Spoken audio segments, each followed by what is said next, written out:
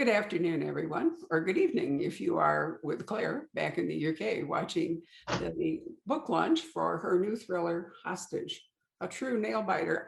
I was just saying to Claire, I barely made it to this event because I was so busy in my library rereading the book. At 10 minutes to 1, I suddenly realized I hadn't even opened my computer, no lipstick. I mean, it was going to be a disaster.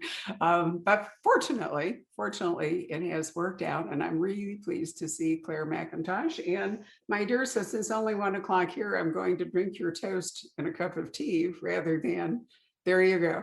Our I know, events I are do. all BYOB. As always, when I do an event with you, I feel the need to point out to everyone in America that it is actually 9 p.m. here, and I'm not a lush drinking in the day. Well, I think that wine with lunch personally is a great idea, but as I have 2 to go after you, I thought maybe I'd stay sober until I arrive at the end of the day. In any case, Hostage really has a lovely cover. And Claire, why don't you show us the UK edition and tell us what little bit of it is different? Well, I mean, this is a little game of spot the difference, isn't it? They are essentially the same cover. So this is the first time I've ever had a book with the same cover in the UK and the US. It originated with my UK publishers, and so the blurb is pretty much the same. What the authors have said on it. So we've got I've got Lee Child and Lisa Jewell on this one. Is that what you've got? No, actually, we have Sherry Lapena and Well, Lisa. there we go. This is like it is spot the difference. And then on the back, I've got Karen Slaughter and Linwood Barkley. And on the back, I have Lisa Gardner, Karen Slaughter, and Lee Child at the bottom. How about that? Slightly different, and of course the finish is a bit different. So it's a bit hard to tell, but if I move it like this, you'll see that on the UK version, the title is raised, and it's a Pantone color they call it. So it's really vivid. And they've got slightly different stickers. This is the BBC Radio 2 Book Club pick sticker. But otherwise, the design is exactly the same. And I really love it because it's got this sort of mix of, you know there's a plane, but also there's clearly quite a lot of domestic suspense, which is, the area in which I write. Well, it is. And actually, one of the most interesting things about there are 2 things about it I think are unusual, particularly unusual. One is the number of voices that Claire has telling the story, different parts of the story. So, you know about Mina, who is or do you call her Mina? Which one do you call her? Mina, short for Amina. Okay, so she is the flight attendant who suffered a terrible panic attack and never became a pilot, although more on that as you read the book. Her husband, Adam, is a police officer who is clearly in trouble for reasons that we will eventually discover. They have a small daughter, Sophia, who's adopted, who has an attachment disorder, which I think Claire explores brilliantly in this book. So all of that is really great. But the other thing that's, I think, unusual in a thriller is that there are several step backs. Most thrillers end with a bang, and that's it. But in this book, there's a bang, and then there's a delayed bang, and then there's yet another bang, and then there's one more, and then there's a final one. And so the layers that the story, the layers in which Claire tells the story are also layers in which you get to a final and really unexpected resolution. So I was rereading the final step back, and and I read it again just to make sure that I fully understood it. When I realized all of a sudden it was game time and I should be running out here. So what inspired you, Claire, to use this complicated structure?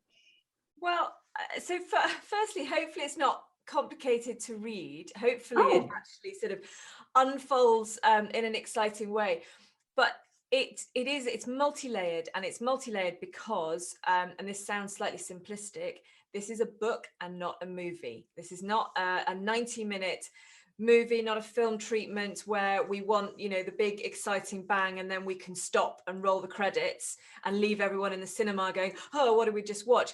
This is a novel where we want answers, we want a conclusion, we want to understand not just what has happened and who's done it, who the baddie is, but why they've done it and what the consequences are. And I spent 12 years in the police force, as you know, and you learn very quickly that their loose ends don't get tied up neatly. You know, it's not a film, it's not a nice neat ending. The ramifications of trauma and chaotic events, such as the ones that happen in this book, go on and on and on and on. And that is a gift for a novelist, because it is a natural incentive, I suppose, to add in more layers and more twists. So that, I suppose, was the thinking behind the approach to a book that I could have tackled in many different ways. You could, and I love the way you did it. And complicated was an unfortunate choice of words for me. Sorry about that. I should have said complex or multi-layer. I didn't mean to imply it was difficult to follow. What I meant was that you think that you know something, and then there's another twist, and you think that now you know more, but until you get to the real end here, you don't know it all. Which I think you're absolutely right. There's a TV series on at the moment called The Bay. Which is British and set up in Morecambe Bay. And they've done 2 sessions in which it's very similar. There's a lot of things going on. There are different points of view. There are different viewpoint characters.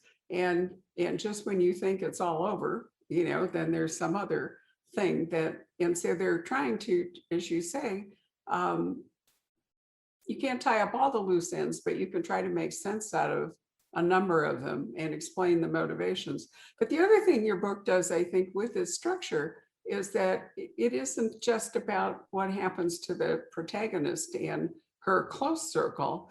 You're showing us the fallout from, basically, this is a potential airplane disaster book. So you're showing us the fallout that can happen to everybody, which I think is absolutely great. Now, I will say, Claire, that you have pointed out a number of people who gave you blurbs and who absolutely love this book. And happily, one of them is going to join us and give us a real live view onto. No, who? Yes. Well, just hold on 1 minute. There he is. Oh my goodness. Hello. Oh, you've just made me cry.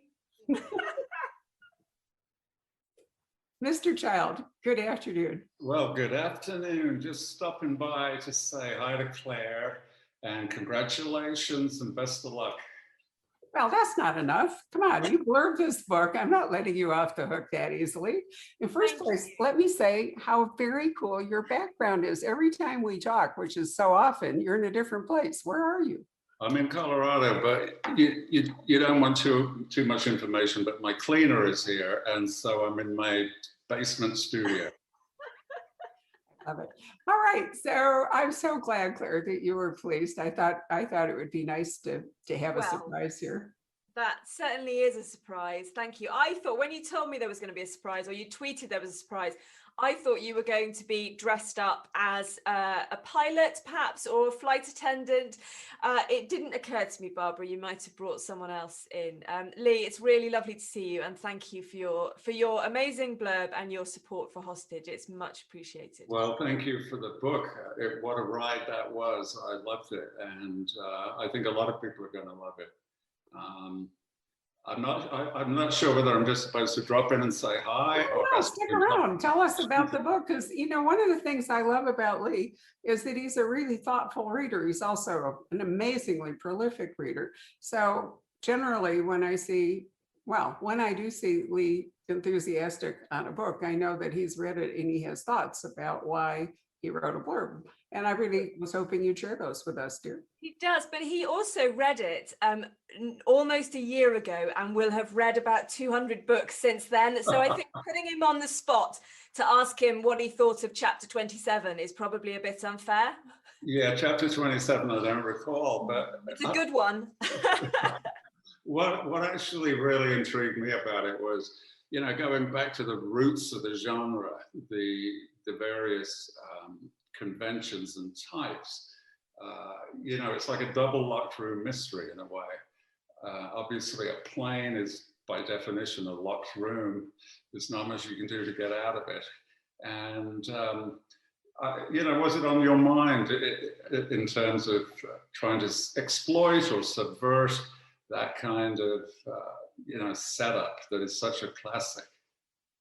Yeah, I mean, I think it's always it's always a challenge and a bit of a kind of it's quite nerve-wracking when you tackle something that is really established and almost a trope. And what I wanted to avoid was a kind of what was a disaster movie film, a Con Air or a Snakes on the Plane, because actually what I write generally is crime with a domestic suspense element, and so to have the two locked rooms, and I can't really talk too much obviously about why there are two and what the second one is, it enables us to kind of to run two different types of jeopardy in parallel, and to play with the similarities but also to play with the differences, plus I've got a really short attention span, and flitting between the two means that I never get bored with one storyline. Yeah, I mean, I did love the way that it actually bridged those two things, the super high concept, high tech thing, and also the domestic suspense. It was like both were in play throughout. So yeah, I loved it. I thought it was really terrific. And anyway, how are you I doing? found the voices convincingly. Did you? I mean, each person that had a narrative moment, I thought had a different and very convincing voice. And I was saying to Claire, you don't see that many narrators often in one book. I agree with that. It's very difficult because if you have a strong authorial voice, which Claire does, it's very difficult to step out of that for the various different characters. And that's something that I do wrong all the time, that all my characters sound like Jack Reacher. And people have noticed that, but you've got to be able to do more than one person at a time. But just in passing, don't diss Snakes on the Plane, because the head producer for Snakes on the Plane is also the head producer for the Jack Reacher TV that they're shooting right now. And he's the nicest guy. And they had a lot of fun making that movie. They didn't think they were going to win an Oscar or anything, but they had a lot of fun. And it is a pretty awesome film. Yeah. I know. I wish I had whatever they were smoking. And you can imagine the story conferences for that movie. Neither of you is old enough probably to remember, but there was an airplane movie made, God, it was forever ago, called The High and the Mighty, which I think was taken from a book, if I remember this right. And it was another one where, they're flying over the Pacific and they're running, I don't remember why, fuel's running out and they pass the point of no return. So they're forced to go on to Los Angeles. And, it's really terrifying. The thing I remember the most, and I don't remember her name, she's a very blonde actress. And at the end, she was so wrung. She had no eyebrows. All of her face was makeup. And by the time you got to the end of the movie, she was so whatever, cried the whole bit that she'd erased her face essentially. And the camera pans in on her, and it's almost like a Halloween mask. And it's somebody like John Wayne, really laconic. And when the plane finally settles down and they can't even measure the gas in the plane, the door to the pilot's thing opens and he strolls out, like Reacher sort of, down the aisle and off the plane. And it really diffused, I thought, the terror, but maybe that's the point, because all of us really have some fear when we step into an airplane. I mean, Lee, you spent, but I think that's why people love airplane disaster movies and airplane books. There's that mix of, it should be something nice generally if we're flying, where most of us are going to something fun, perhaps we're going on holiday, or it's a great work trip or something, but it's always tinged with that bit of danger. It's like going on a roller coaster. The reason you love it is because you feel a little bit afraid and you're not in your comfort zone. And so I think that's why we like to read books set on aeroplanes. The potential for things to go wrong is quite high. And of course the people watching is so brilliant.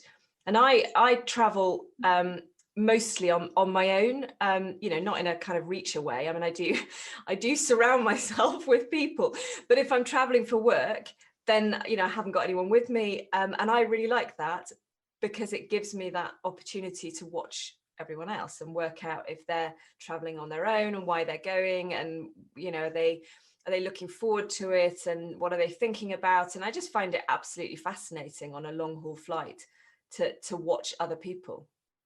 Yeah, having those little quiet grimacing arguments that they're hoping that nobody else is ever hearing. And also in the airport, I love that. It's being on tour, if you have an hour to change planes in an airport, that's not a waste of time. I mean, it is absolutely invaluable to watch the other people.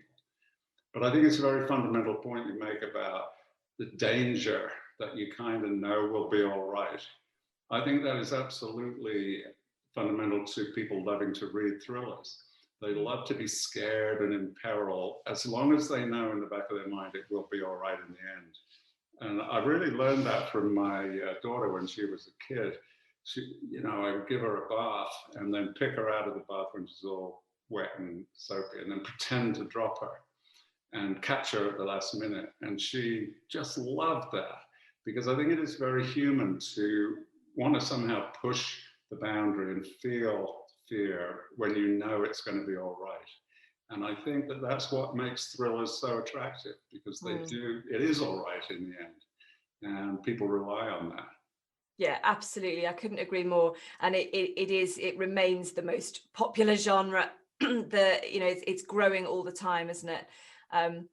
What do you think about the all the different kind of subcategories of crime? I feel like every day there's another, domestic suspense or psychological thrillers, or are they still crime novels?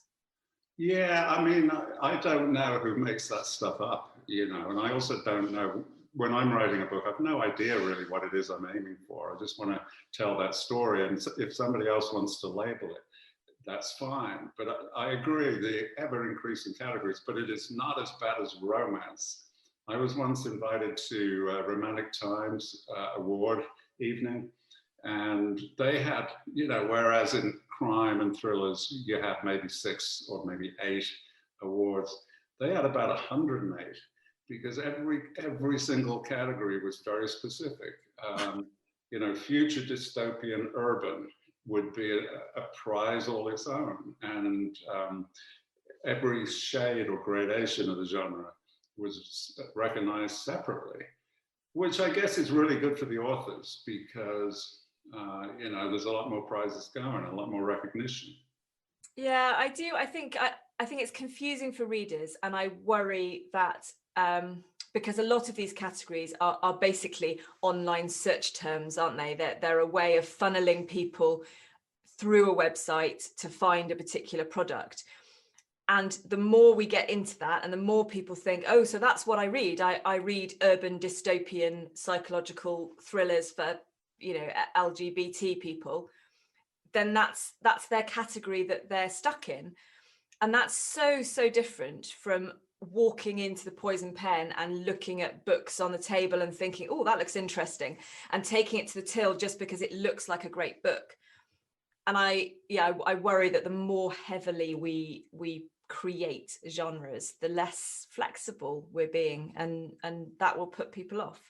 Yeah, we're missing out on a lot. What I do as a sort of ritual, if I'm going on a trip, either a vacation or work or something, I don't go to the bookstore. I go to the supermarket and just buy the paperbacks based on what they look like and what they say, with no reference whatsoever to the author or the subject or the genre, just what looks good. And that's the way you explore other things. You get sucked into other genres that you haven't been before. But it's terrifying, because there are so many good books. It is, it's very humbling. A random selection of 6 books will probably give you 4 that are excellent. And you think, my God, I've got to fight against all these people. I know it is humbling, and it's exciting, because new voices and lots of talent and a never-ending supply of brilliant books. I also find it slightly, this is a bit morbid, but just slightly depressing that I know that I can't ever read all the books that I want to read, and I try really, really hard. And I read, so I read on audio as well. So that gives me extra time, time when I'm driving or gardening or cooking, whatever, I can listen to books. So suddenly I've doubled my intake. But where else do I go? You know, I can't read any faster than I'm reading, and I'd like to. How many books do you read a year? Do you know? Oh, easily 300. I read, you know, one a day, unless they're very thick, in which case it might be 2 days. But yeah, I just love it. I mean, I'm a total bookworm and always was as a little kid. It was shaped my life, created my life. And I've never gotten out of the habit. And it is, you know, it's great, but it leaves you no time to do anything else. I watched a lot of TV during the lockdown, which I hadn't done literally for decades. I watched binged whole things, and that was pretty interesting. And actually, that was a question I was going to ask, because having read Hostage, I know for a fact that this is not a disguised screenplay at all. This is a thriller novel, pure and simple. But we're all kind of in the same river. You know, that story is a movie story or a TV story. How aware were you writing it that there could be other media that will use it? Hopefully, you know, you get a deal, a movie is made. Were you sort of half thinking about that at all? No, because I feel quite I feel slightly bruised in the way that I think a lot of authors go through by the experience of my debut being sold. And I know that I'll tell you sort of what happened, because this happens to every single author who sells an option on their book. So I sold an option on I Let You Go, which was my debut, which sold lots and lots of copies around the world. And of course, the second I sold that option, that was it. I was, you know, it was going to be a movie. It was going to be watched by everyone in the world. It was, it came out. So the book had come out the same year as Girl on the Train. So I was like, well, this is great. This is what's going to happen to mine too. You know, I've signed the option. He's really keen. And that was 2014, 2015. And we're now 2021. And I have written, I don't know how many versions of that script. We've been through, same producer, we've been through so many different networks. We've cast it, we've uncast it, we've had directors, we've lost directors. And it's been such a roller coaster of, you know, excitement and letdowns that I finally, after these years, realized that until it's, you know, until those cameras are rolling, it's not happening. And so I refuse now to get excited or to think about it. You know, it's with my screen agent, and if someone wants to buy the rights to Hostage, then great. Yeah, those are my exact words. Until the camera rolls, it ain't happening. And even when the camera does roll, it could be cancelled halfway through. So yeah, but you know, as long as you get option money up front, that's well, great. You know, this is it. And I just try, you know, I have lots of different projects on the go, and some come off and some don't. And I just always come back to the fact that I write books. You know, that's what I do. I used to be a police officer. Now I write books, and that's my day job. And anything else is a nice sideline, and it's good for my skills, and it's good fun, and it, you know, means I work with interesting people, and it's extra money. But actually what I do is I write a book a year, and that's, you know, that's my job and how I pay the bills, and that's what I love to do. So yeah, we'll, you know, Hollywood will have to wait. Yeah, yeah, well, good for you. And you do write a book a year, and they're great. And I love this one, and so happy that it's finally here. Was it really a year ago I read it, Mike? That's a long time. Yes, it was, because I read it. Yeah, Because I read it a year ago when Claire and I did an event for her last book.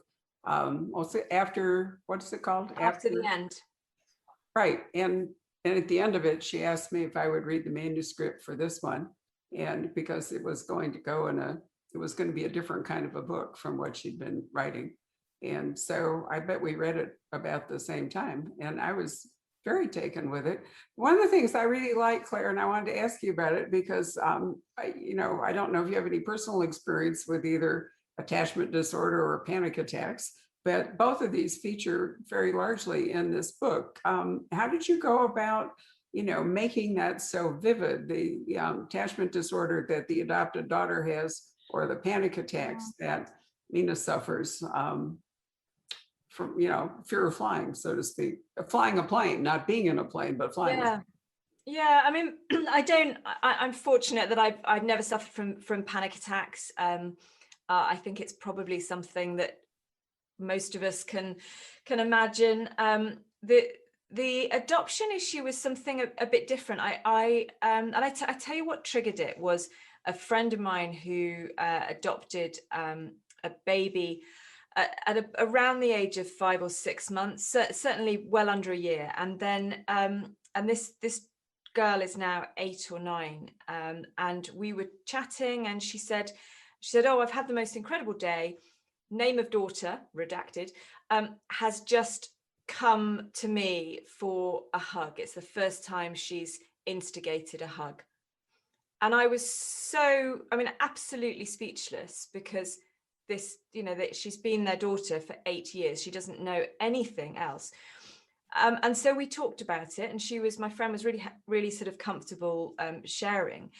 And she said she's got an attachment disorder. Those formative months, those weeks really, of being so badly neglected and crying for someone that was never going to come, have taught this child that affection is something to be bartered, to be feared, to be very tightly controlled. And so it has taken her 8-9 years to offer herself up to her mum for a hug.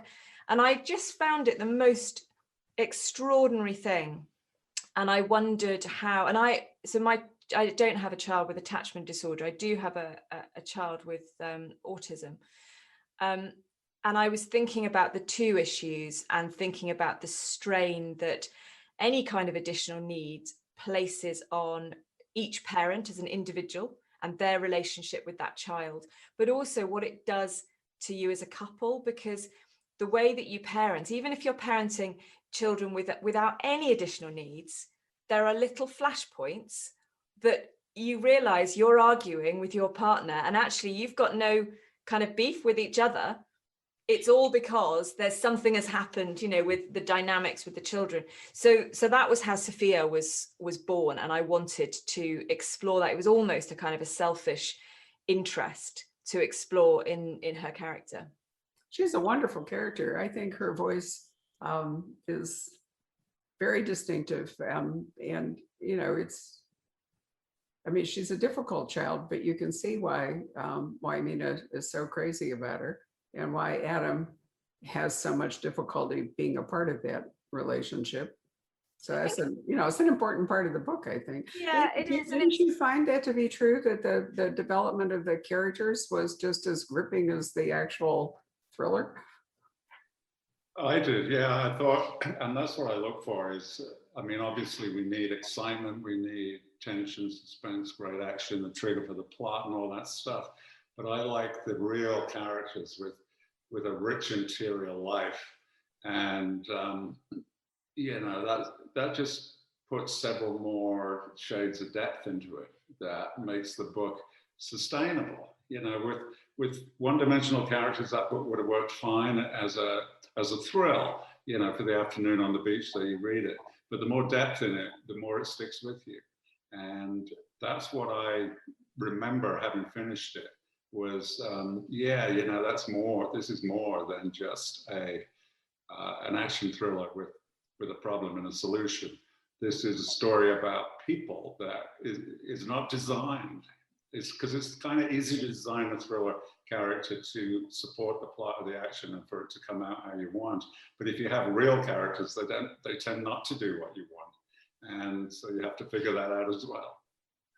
Yeah, absolutely. And I think, I'm often quite envious of people who write series, because you do all that work creating a character, and you live with them for many, many years in your case, and in lots of other people's cases. And so when you start a new book with that character at its heart, you don't have to do any of that. That they step onto that first page completely fully formed, don't they? Whereas with standalones, you've got you've got to start from scratch and create that character, but you've also got to make sure that they make their kind of their emotional journey. They change during the course of the book, knowing that you're then just going to sort of throw them away and go on to the next. It's such a weird thing. I feel quite disloyal. I wouldn't want to write, there is no sequel to Hostage. It is a standalone book. And there's a reason why lots of film sequels don't work. And it's mostly down to the characters. They've done their job. So I wouldn't want to return to the characters, but I do often feel slightly exhausted that I'm just going to move on now and do it all again. Yeah, I mean, that's true about series, except that there's always a new generation of readers who, book 25 in the series will be somebody's first book. And so you've got to have an element of introduction to it, such that it satisfies the new reader, but doesn't bore the old readers. So, but I think the crucial difference is what you just said. In a standalone like Hostage, it's got it from page 1 to the end. That is the only arc they're going to get. And you can afford to make that interesting. But for a series, I'm not a believer in character arc in series, because I think people come back to them for the familiarity and the comfort, and they actually don't want an arc. They want the guy to be the same every time. And so I fight against any kind of character development. But then that puts you into the category. The author himself is developing, getting older, getting different interests and so on. And so the character will always change, even though you try not to. Yeah, but Lee, you've done a brilliant thing in that you've created a continuing character who gets a standalone book with every single book. And, very few people have designed anything, although you and I have talked about whether you actually designed it or it just happened. But, it's really hard to do what you have done, which is. I take Claire's point about being sad to see the characters go, because especially after the first book, I knew that Reacher would continue, but all the other characters were gone. And I actually nearly started crying because I had liked them so much. And they had been interesting and they'd been like friends, and I was never going to see them again. So Killing Floor was a hard one to move on to the next book then. It was, I had this cast of characters that I just loved and I'd spent 6 months with, and I didn't want to necessarily get rid of them, but I also did not want a soap opera where the same bunch of people show up every time. So when we get to book 26 in October, if I remember right, October 25th, and now I can't remember the title. What is it? Better Off Dead. Better Off Dead, right. I'm going to come back and talk to you about that, because that's the first time in all the years I've known you have ever told me that you missed the characters in Killing Floor when they left. Because I was so into it. Claire will remember the first book. You just live and breathe it. It is so important and vital. That when you finish it, it's a loss. It's like something has disappeared from you. So that suggests that you don't feel like that as you become a more, I was going to say older, veteran writer. I'm on, what am I on? Book 5, which is a baby, obviously, compared to you. Am I going to care less as I go on? I feel like I'm caring more. I would hope that you wouldn't care less, and I would hope that you care just the same. But familiarity, having done it over and over again, I think inevitably you understand from the beginning. Yeah, this is to get us through this book, and then we'll never see him again. I definitely did not have the same pangs of withdrawal as I did on the first one. It becomes clear in your mind, these people are a vehicle and let's have fun with them. And that's what I love more than anything else, especially the women characters that Reacher ends up hooking up with. I can't. This is a full quote from this now. This is Lee Child likes to treat women like a vehicle he can move on from. People, people say, why is the woman like this or like that? And I say, well, I'm sitting there for 6 months with a made-up character. Of course she's going to be interesting and cute and all that sort of stuff. Why would I sit there with a moron? I want a fun 6 months. Well, if there's a character in Hostage I would like to see again, it would be Sophia. And that Yeah. is actually not impossible because she's such a young child. And the events in this book will have been so formative that she could be a really interesting character to go back to, at some point when she's a teenager or an adult. Yes, no, that's true. And I think what I'm most likely to do with her is, a one-off fun extra, a deleted scene or a story set 10 years in the future, or I don't know. But yeah, I could do something with her maybe. I'm writing, so my next year book is what I think might be the start of a series, or could be the start of a series. So I'm kind of sort of sitting here mopping up Lee's advice and wondering, if you were going to start a new series now, what are the lessons that you'd learned that you would make sure you did in that first book? Oh, I remember at the time pondering that too, hoping that this would be a series. And therefore I was instinctively kind of rationing it out and thinking, oh, okay, well, we could put that in book 2, or we could put that part in book 3. But then I thought, wait a minute, no, unless you give it 110% in book 1, then there won't be a book 2 or a book 3. So you can't afford to look ahead. You just got to pack it all in the first one and then start again for the second one. And you didn't find that you sort of accidentally painted yourself into a corner with anything that you'd said in book 1? Yeah, I mean, I remember arbitrary decisions like, because, when you're starting out, it's all rumor and myth and you've got no idea what's true or not. And I heard that the French market is very insular and doesn't accept imports very easily. So I randomly gave Reacher a French mother, thinking they'll definitely buy it now. And they did, but forever afterwards, Reacher's got this French mother. And, what do you do with that? And then I also, I screwed up the chronology of his promotions through the ranks in the army, that if you read the first, I think 8 or so books carefully, he graduated as a second lieutenant like everybody, then promoted lieutenant, promoted captain, promoted major, but then he's a captain again for some reason. And that was just a complete mistake on my part. But I eventually tied it together in a prequel showing him getting demoted. And so people no doubt think, my God, that guy planned 9 books ahead. That's amazing. But it wasn't, it was just a total mistake. Okay, so I'm not going to try and overthink it then. I'm just going to take it. I mean, I don't know about you, but I honestly feel overthinking is the death to any book. It's got to be spontaneous and vivid, and the more you think about it, the worse it gets.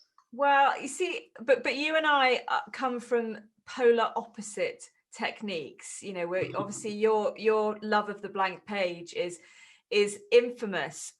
You don't plot, you don't plan, you sit down. It happens. Whereas I plan everything, plan the whole thing, allow changes to creep in, and then I've got a rather messy first draft, and then I go and I rip it apart and I write it again and I build it better, and then I've got another draft. And so by the time I've got to 6-8 months, I've written it 3 times and I'm finally where I want to be, and I've got extra twists that have occurred to me along the way. Whereas yours is, I mean, you pretty much turn in a clean first draft, don't you? I do, and I hate changing it. And, the editor will say, quite rightly, will say, wouldn't it be better if this happened after that? And I say, yeah, probably, but it didn't. As if this was real, as if this was what was really happening. So, I mean, our approaches are totally different. Do you think that's partly because you were a cop before and therefore so versed in organization, order, and so on? Or was it vice versa? Was that just your personality that made you become I think I'm just a massive control freak, to be honest. I like to know what's happening. I like the order. I'm probably quite like Sophia.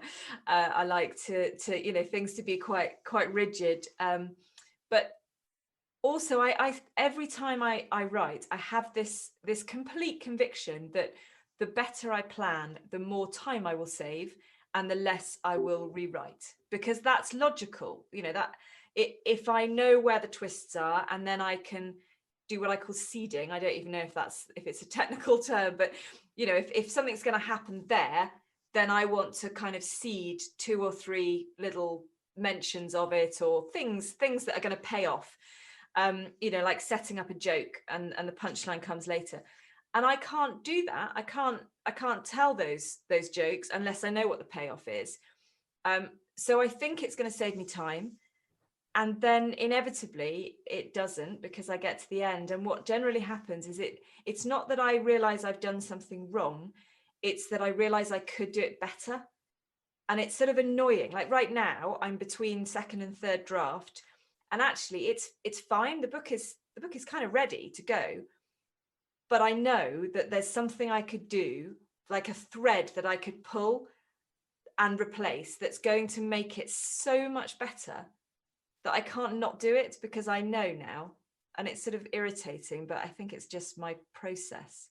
Well, that sounds pretty good. I mean, there's nothing wrong with that if you can find a way that you're convinced it's going to improve it. But I hate pulling threads, because the thread on page 400 is the far end of it is on page 4, and so you've got an awful lot of things to think about there. This is so funny. This is a conversation I had with John Sanford, because I'm lucky enough to read his books early, and he did one where he borrowed an Agatha Christie structure. I won't mention what it is because I'll give it away. But then he didn't really quite follow it. And I said to him, this book would be so much better if you went like this. He said, no, I'm done. I've done it. It's going to be this way. And, and I understand that, he would have had to build in yet another crime in order to accomplish what I was talking about. And he was done with the book. I love that bit. I love editing. Really, really love it. So I like the first draft. I like the freedom and the creativity, and I like to just be left alone to do it. And then the second draft I hate, because it's all a big mess and pulling things apart.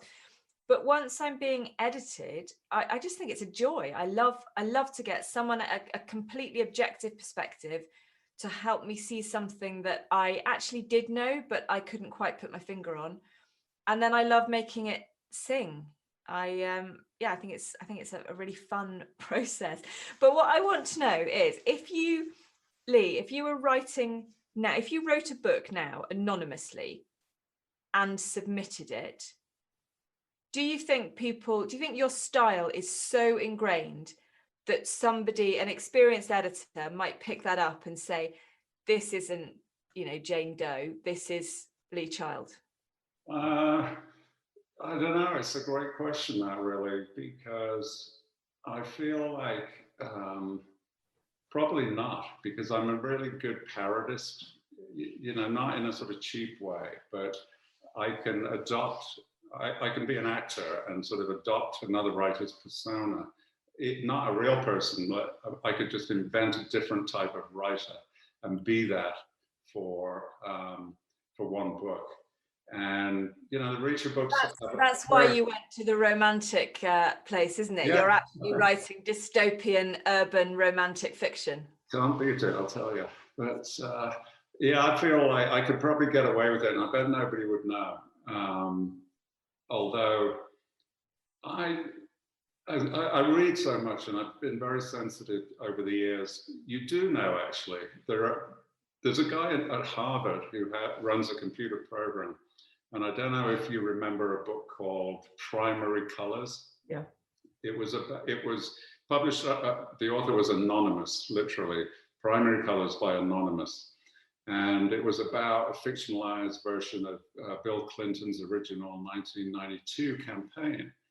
And this guy at Harvard was developing this literary forensic thing, and he ran it through his program, and he figured out who it was simply by repeated favorite words or repeated favorite constructions. So I think it is very difficult to get away from that. And I can certainly sense that in other people. In fact, I sensed it on Primary Colors, and there was a clue in the first paragraph, a sort of little literary clue. The character's introducing himself, and he says, "I'm a small man," and there was no reason for that necessarily. But of course, German for small is Klein, and the author, in fact, was Joe Klein. And so I think that was a clue. And I also picked up on the Robert Galbraith book, the first Galbraith. I did not know it was J.K. Rowling, although it was clearly a person in love with words and language, which sort of narrowed it down towards her. But I knew it was a woman and not a man. Absolutely. Simply because, again, early in the book, she has the character in a pub, and he goes to the men's room for a pee and comments on the smell. Now, no man ever would even notice that. This was clearly a woman writer who stuck her head into the men's room for research and thought, oh my God, it stinks in here. And so that was a tell to me. That's brilliant. And were you, when you found, so you read it obviously before, before it was published? Were you sent it? I wasn't sent a copy of it, but I read it before it was outed. Right. Want to hear my story? My story is really a good one because I was sent a copy of it by Mulholland as an afterthought in the bottom of a box of ARCs. And I was leafing my way through and I needed a British crime book, and I read it and I really liked it, but I never could quite tell why. So I wrote, there was something about it. So I wrote to the editor of Mulholland, really nice guy named Josh, and I said, I like this book, and if I want to do well with it, I need to see if I can get the author to sign it. And he said, well, we don't know who the author is. And it was a submission from our British partner. And I said, well, if you can't do anything, you won't care if I talk to our partner in London and see if I can get them to get me some signed copies. He said, no, have at it. So I wrote to our partner in London, and I said, yeah, I really like this book. And, is there any way to get any signed copies? And they said to me, well, we'll talk to the publisher. And they came back and they said, the author was so excited that you liked the book well enough to get it signed, that if you'll take 100 copies and we take 100 copies, the author will do it. And I said, great. Giving it no thought whatsoever. So the book came in and we sold our 100. Well, I wish we'd only sold like 40 and sat on the rest, but of course I wasn't that smart. But anyway, we had maybe 10 left, and I didn't give it a lot more thought, except every once in a while I remembered how much I liked it and wondered how the author was. So imagine my surprise when it appeared that it was J.K. Rowling. And I wrote again and I said, what happened? And they said she really was so pleased that somebody liked her book without knowing who she was, that she was happy to come into the office and sign them. And every year I get one signed copy. Awesome. With a Galbraith. And yet, your point, Lee, is, there was just something about it where you knew that there was a story behind the book, but you couldn't put your finger on it. There was just something about the writing or whatever that made you feel like it wasn't anonymous, but you couldn't penetrate the curtain. I think it must have felt so amazing for her, so liberating. And it's a genuine thing, because there was nobody knew. So I think for her, it was a genuine enthusiasm that she was really embraced. I don't know her, so I've never been able to ask her. Yeah, and presumably incredibly kind of validating that she's done it twice, because I think I was thinking about this the other day, not specifically in terms of J.K. Rowling, but about what happens the more books you have, the more success you have. Do you get edited in a different way? Do people become slightly nervous about giving you feedback? And I was thinking about it because I've got a maternity leave cover as an editor. So my editor that I've worked with from my first book is on maternity leave, and we have a great relationship, really, really honest. I know I can trust her to tell me if something's not working. And so I don't really need to think too much about it. But I've got a new editor who's great and brilliant, but I don't have that relationship. And so I found myself thinking, what if the book that I've turned in is really, really shit? And she just won't tell me because, you know, we don't have that relationship, and she thinks I'm, you know, at a particular level. Did you ever worry about that, Lee, or were you just confident in what you've written? Yeah, I mean, I was always confident in what I'd written, and would be ready to argue with the editor at any time. But I absolutely agree. Yeah, it's completely backward in that you get an awful lot of attention at the beginning, and then if you're lucky enough to become a success, then they do become afraid and nervous and not at all willing to really, you know, just take you to task. They absolutely do, and that's the time that you need it most. Yes. And we can absolutely see dozens and dozens of writers who you're never sure, are they declining simply because they're losing interest, or are they declining because the editors are not being as insistent as they should? And I've always said to my editors, you know, just tell me right away. But inevitably, yeah, you know, when you reach a level that you know, it's an important release in that week of the year, you know, for their bottom line and the retail bottom line and all of that. Once you get to become an institution, then yeah, they're very nervous about it. And I kept on telling them, I said, just tell me. And particularly my US editor, in the latter years, she would read it instantly and email me, fantastic, this is fantastic. And then I'd say, yeah, but tell me, what's wrong with it? Oh, no, it's brilliant. It's fantastic. And I'd say, tell me what you want me to do with it. Oh, no, it's brilliant. Don't worry about it. And then 3 weeks later, she would say, well, there's this or that. And I said, you should have told me that at the beginning. We've just wasted 3 weeks.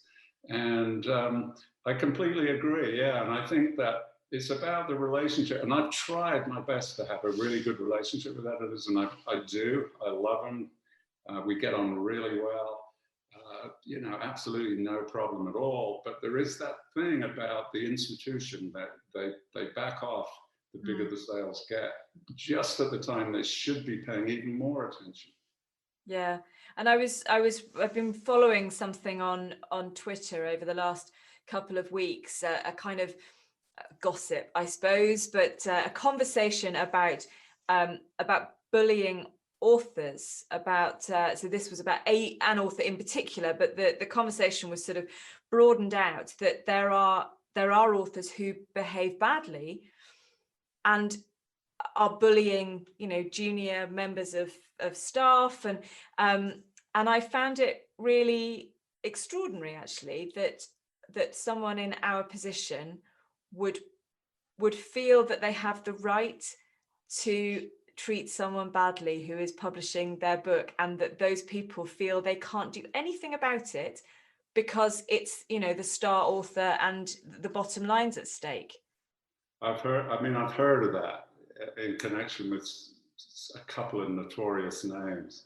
I've never actually seen it happen in front of me, but I've heard about it. Yeah, and it's ridiculous. It's just. Well, I have seen it, and I can tell you that it is a hard thing to watch. But a watchword at the Poison Pen is that it's much easier to withstand failure than success.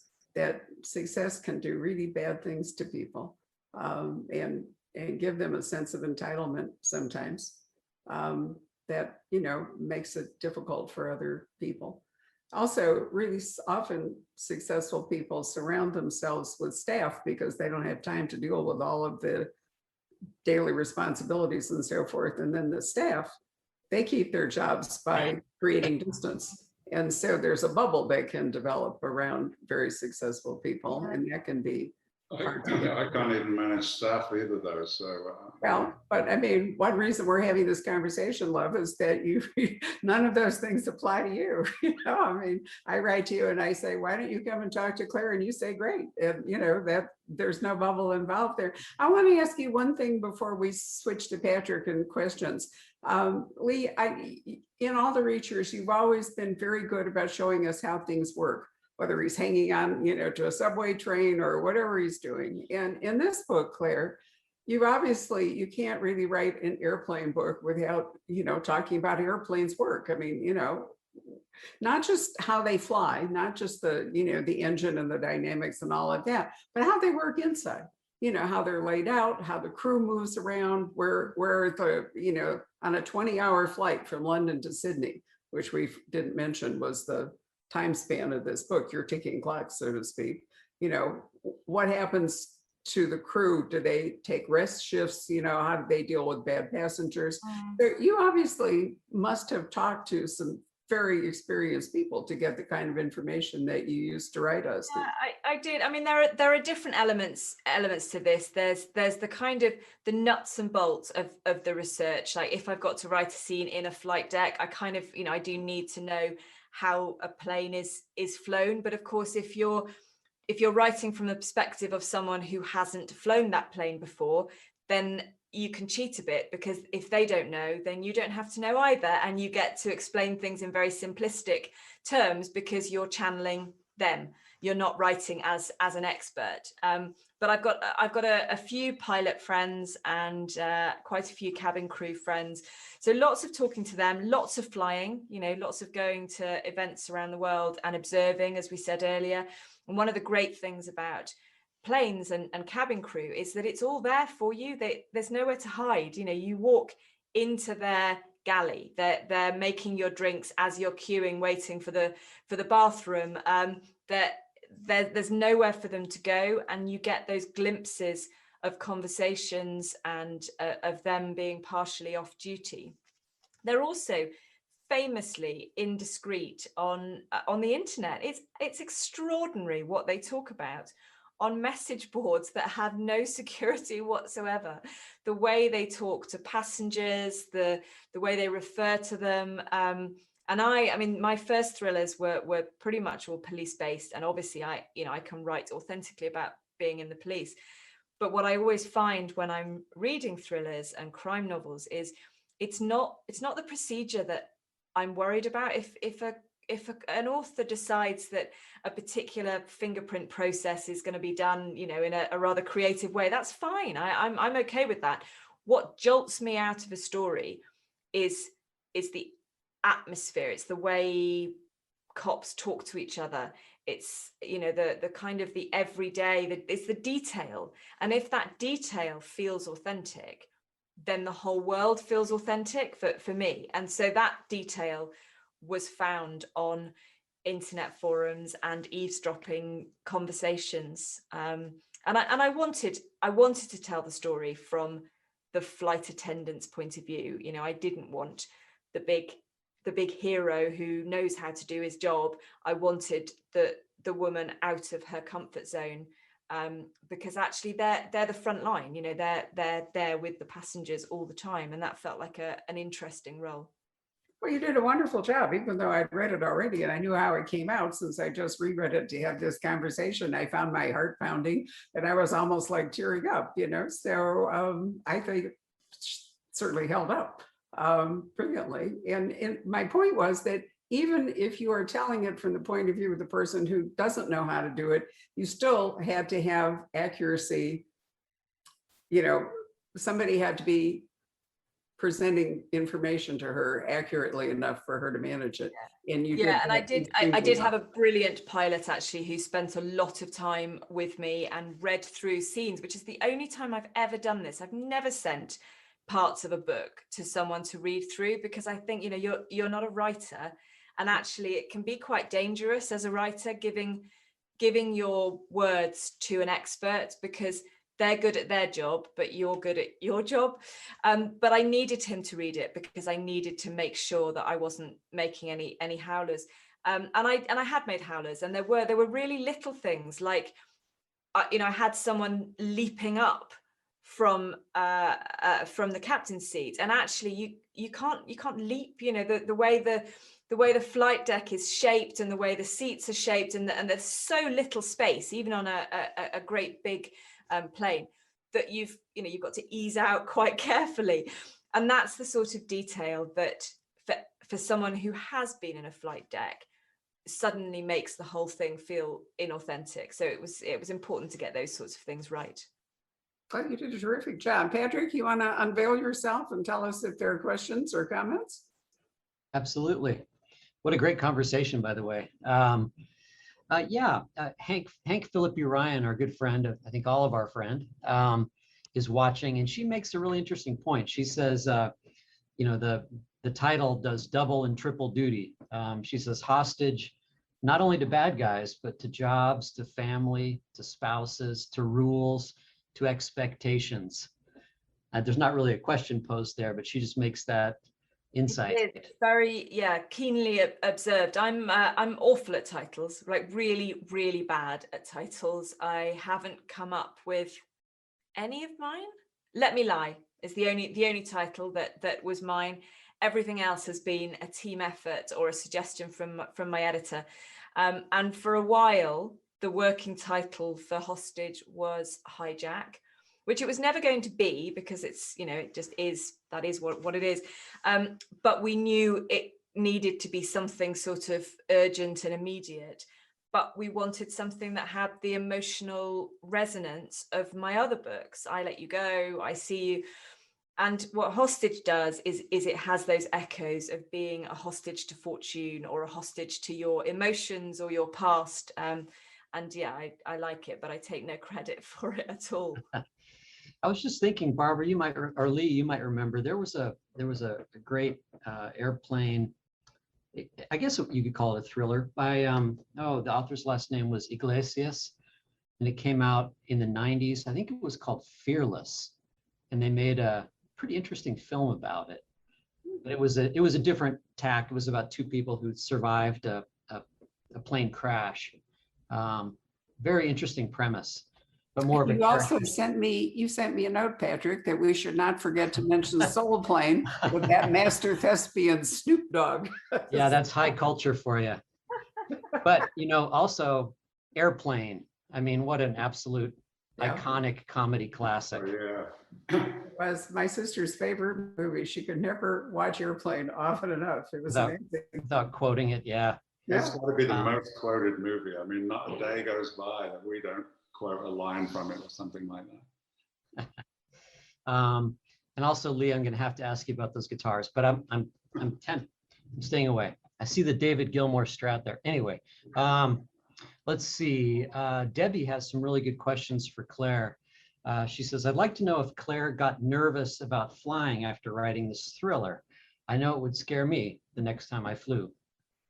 Well, the weird thing, of course, is that we've been in a pandemic, and I'm normally away for, I don't know, maybe a third of my year. And I've, like a lot of people, been at home now for 18 months. But so I haven't flown since I finished this book.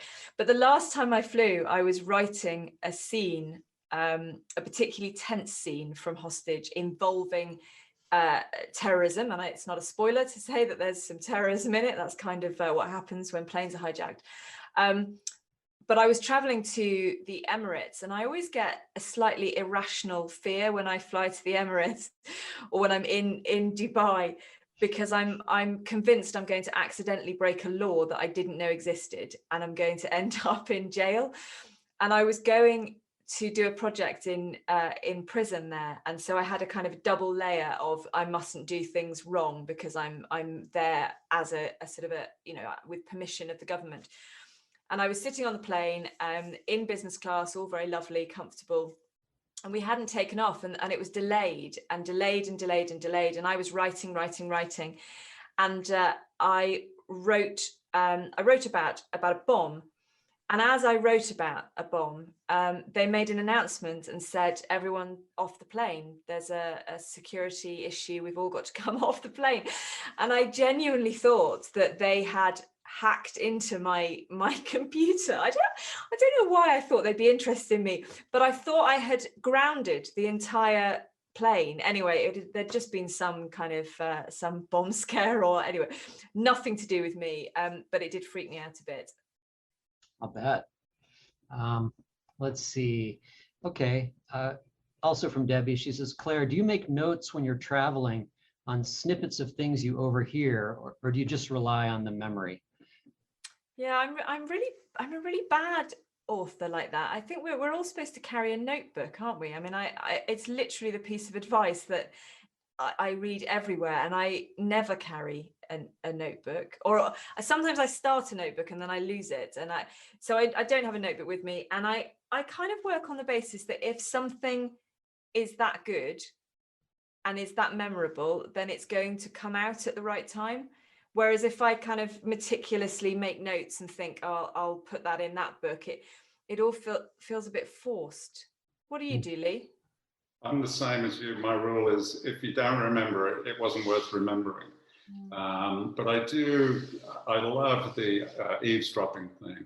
My best ever one was I was doing a bookstore event where the audience was sitting and there was a curtain with a narrow passage for me to get to the front to go on the stage.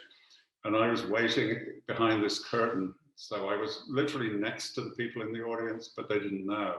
And I heard these two women talking, and one of them said, oh, I had a hell of a day. I had to take my snake to the vet. And her friend said, why, what was wrong with it? And she said, well, it wouldn't eat. It hadn't eaten for several weeks, and it was getting longer and longer. And the friend said, well, what did the vet say? He said, well, the vet asked me a question. Does the snake sleep in your bed? And I said, yes, as a matter of fact, yeah, he does.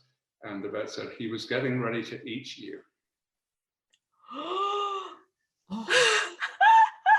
And then I had to go on stage and do the event. This is the sort of reader I have. That's extraordinary. I don't actually know if I'm more shocked that now I know that a snake might be getting ready to eat a human, or that a human wants to share their bed with a snake. Well, me too, although I believe they're warm and they're soft and silky feeling. And I have no real sort of phobia about snakes, but yeah, it would be weird, yeah. Have you ever seen a full-grown rattlesnake in the wild? No, I've heard them though, and quickly gone the other direction. Yeah, I saw one in Tucson once going down a little arroyo, and it was, like thick as your arm, and it was just periscoping along. Really, it was, oh God, very powerful. Let's see. To each author, is there anything you get scared by in life, or a subject in a thriller that would scare you? Do you have any primal fears?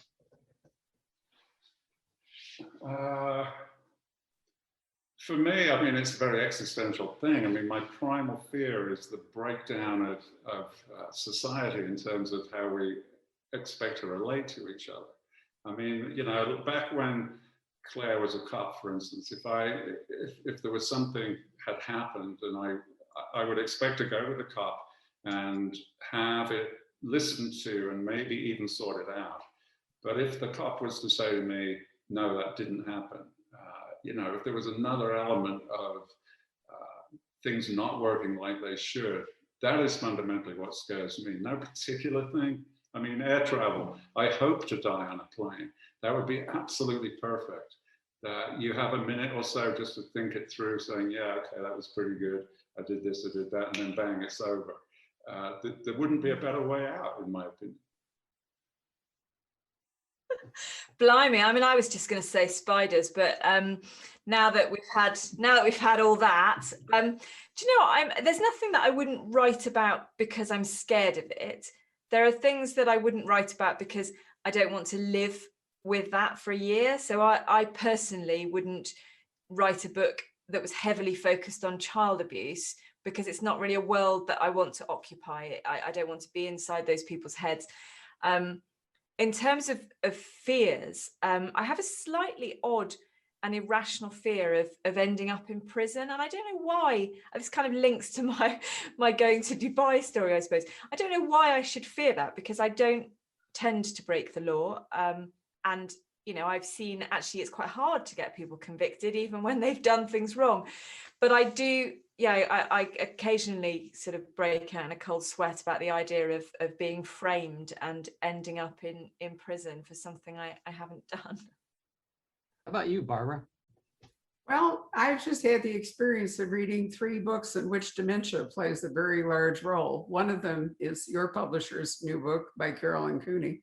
And I guess that would be it. My greatest fear would be not physical deterioration, but if I were no longer me, I've actually appointed someone on the poison pen staff to tell me when I can't do this anymore.